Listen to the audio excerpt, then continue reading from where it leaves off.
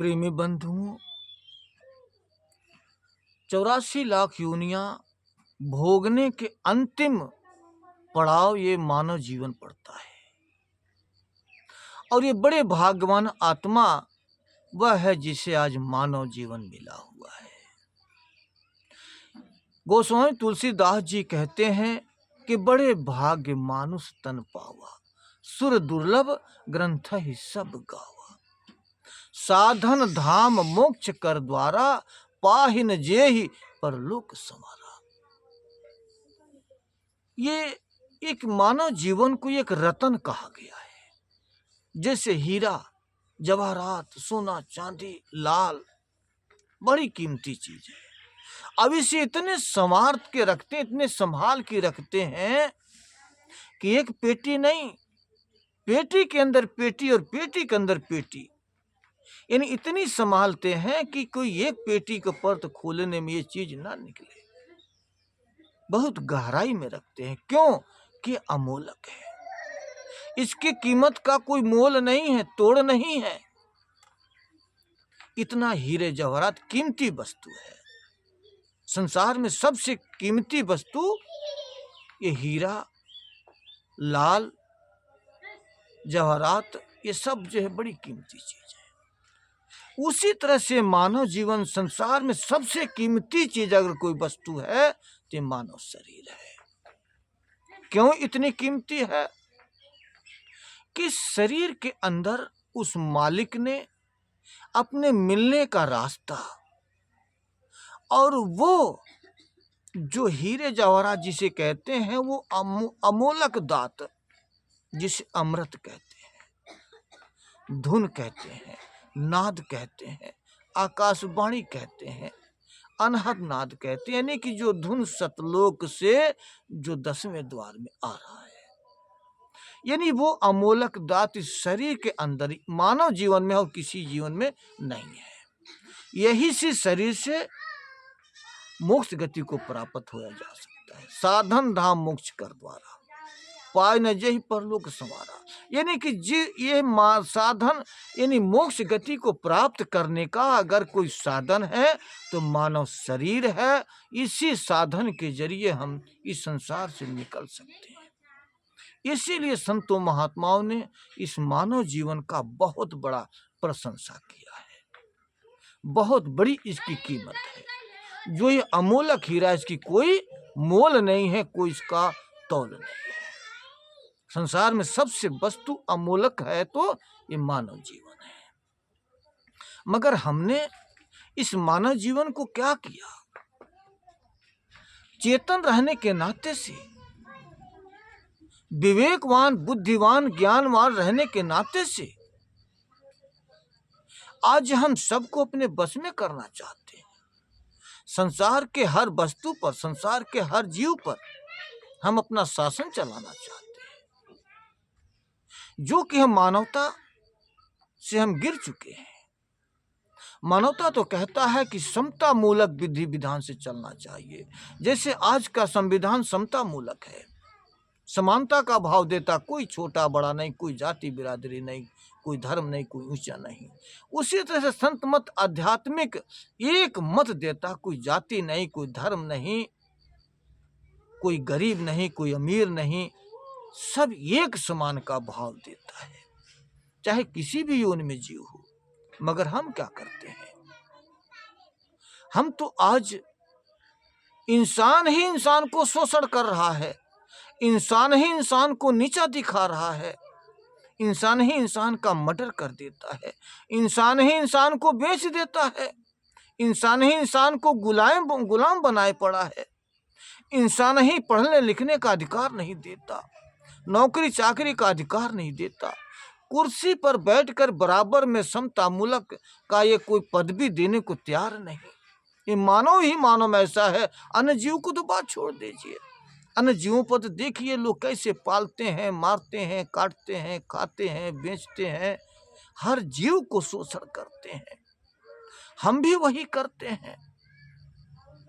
जैसे जीव अन्य जीवों के साथ करता, वैसे हम मानव जीवन के साथ में करते हैं। ये क्या है? तो क्या हमारी यह तो मानवता है? नहीं। मगर हम आज अपने नियमों के विरुद्ध, मानवता के विरुद्ध हम सारे ऐसे विपरीत काम करते हैं जो हमारे हक में नहीं है, वो जायज नहीं है, मगर हम बहुत ही शौक से कर रहे हैं, बड़े प्रेम से कर रहे हैं। कबीर साहब ने कहा है कि संतो निरंजन जाल प्यारा। जो उस काल भगवान ने जो अपना जाल संसार में जो फैलाया जीवों को फंसाने के लिए, वही हमें आज बड़े प्यार है। उस जाल से को हम अपने माफिक समझते हैं, हमें वो सटीक बैठ रहा है। ऐसी हमारी बुद्धि मारी गई है कि काल के जाल को अपने हम शौक से ओढ़े हैं, उसी पर हम चल रहे हैं और उससे निकलने की हम कोई भी कोशिश नहीं कर रहे हैं और हम उलझते ही जाते हैं। इसी तरह से आज के जमाने में 4 वर्ण बना दिए गए, जबकि मालिक ने नहीं बनाया, प्राकृतिक ने नहीं बनाया, मगर यहाँ मानव ने बना लिया, मन ने बनाया है। ब्राह्मण, क्षत्रिय, वैश्य और शूद्र 4 वर्ण बनाए। तो ब्राह्मण, क्षत्रिय, वैश्य तो ऊंचे कुल मान लिए, लेकिन शूद्र में जो 6743 जातियां हैं, इनको नीचे बता दिया गया। ब्राह्मण जगत का गुरु है, गुरु बन के ब्राह्मण बैठा है, जगत गुरु, सबका गुरु है वो। क्षत्रिय सबका स्वामी है, सर रक्षा करने वाला है, बनिया व्यापार करके जीविका चलाने वाला है, और शूद्रों को सेवादार बना दिया। ये सबके सेवादार है।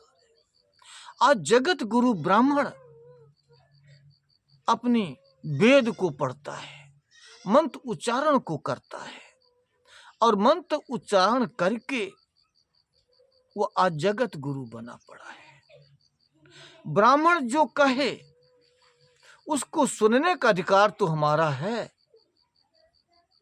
मगर हम उस ज्ञान को हम व्यास गद्दी पर बैठकर हम नहीं सुना सकते, क्योंकि हम शूद्र हैं।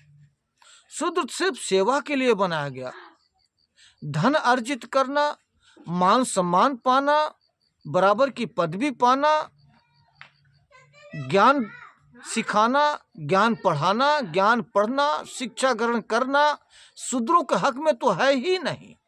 वो तो सब गुरु ब्राह्मण बैठा है, वो ब्राह्मण ही पढ़ेगा, ब्राह्मण ही कथा सुनाएगा, शूद्र सारे सुनेंगे, क्षत्रिय की सारी हुकूमत होगी, क्षत्रिय संसार पर हुकूमत करेगा, ब्राह्मण जगत गुरु बन के पुजवाएगा, सबका धन हनन करेगा, और बनिया जो है सारे संसार के व्यापार करके वो सेठ साहूकार बन के रहेगा, और शुद्ध सबका गुलाम रहेगा। ये इनके विधि के विधान है।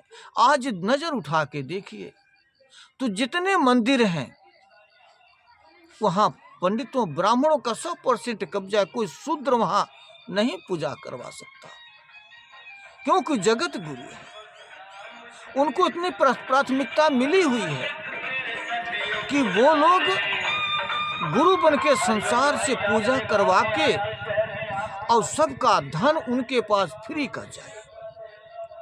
इतने आज अंधभक्त शूद्र भी हुआ है कि बगैर मंदिर गए उनका काम ही नहीं चलता। अपने मेहनत की कमाई हुई ले जाकर के वहां दान पेटी में डालेंगे, मूर्ति के ऊपर चढ़ाएंगे, अपनी आस्था वहां से मांगेंगे, मगर जहां जिंदा जो हरि मंदिर ये मालिक ने बनाया है, इसकी सेवा कोई करने को तैयार नहीं।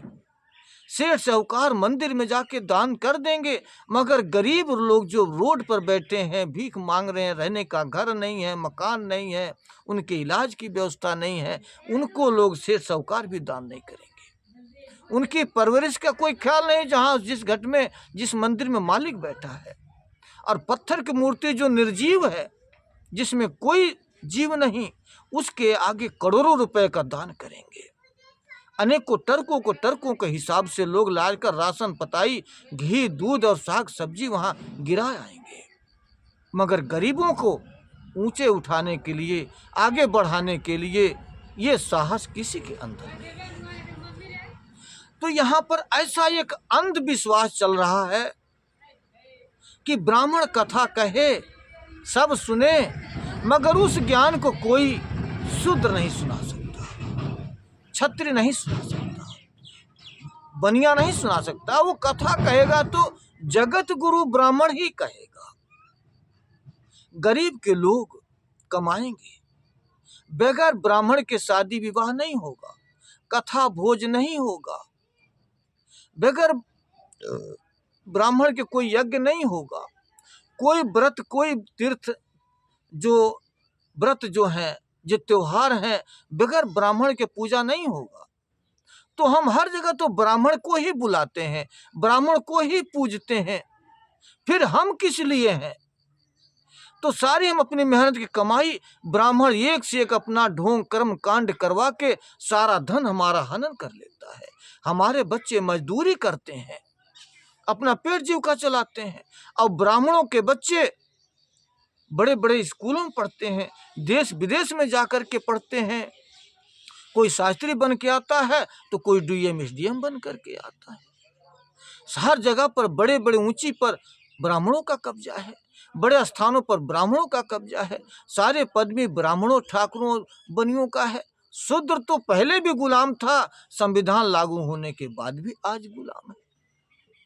तो ये है भारत के अंदर रीति रिवाज कि कहने सुनने का तो अधिकार है, मगर अपनी बात रखने का अधिकार नहीं।